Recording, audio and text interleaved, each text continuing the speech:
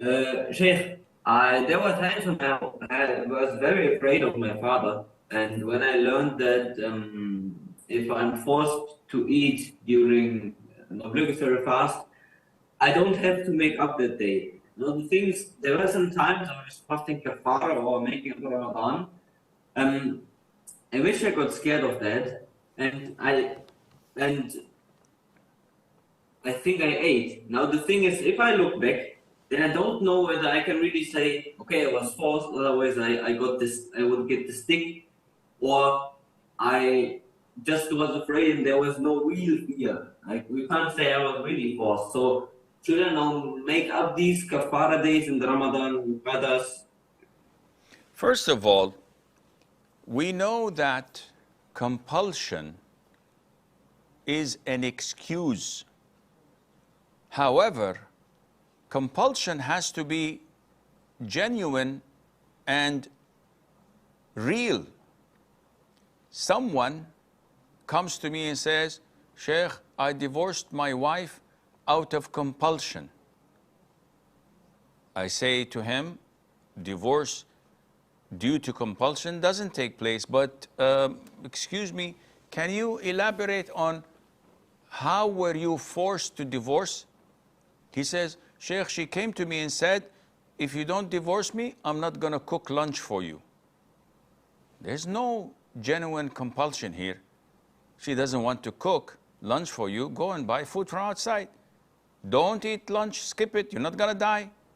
So this is not true compulsion. You divorce, the divorce takes place. She says to me, if you don't divorce me, I'm going to strangle you. Akhi, look at you, you're 6'4", and you're a strong man, and she's a weak woman. She can't strangle you. No, this is not acceptable. But if he said, Sheikh, we are, she forced me to divorce because she was standing at the balcony from the 7th floor and about to throw herself, and she's crazy. She did this many times.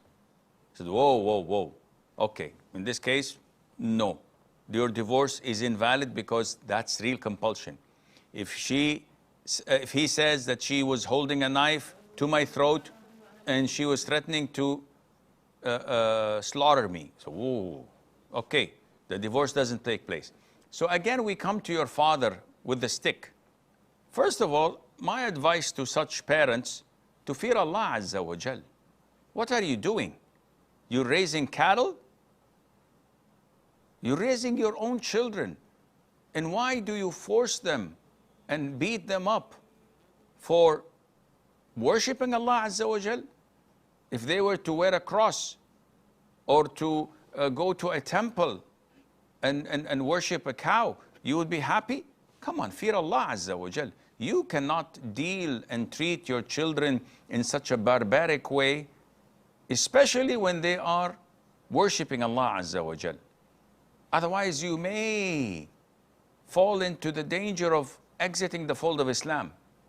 So this is my advice to such parents. Secondly, if you're not able to remember whether you were forced or not, but you're sure that you were that you skipped fasting and you ate, this day has to be repeated because you don't have certainty of finishing it and completing it for the sake of Allah, and Allah Azza wa Jal knows best.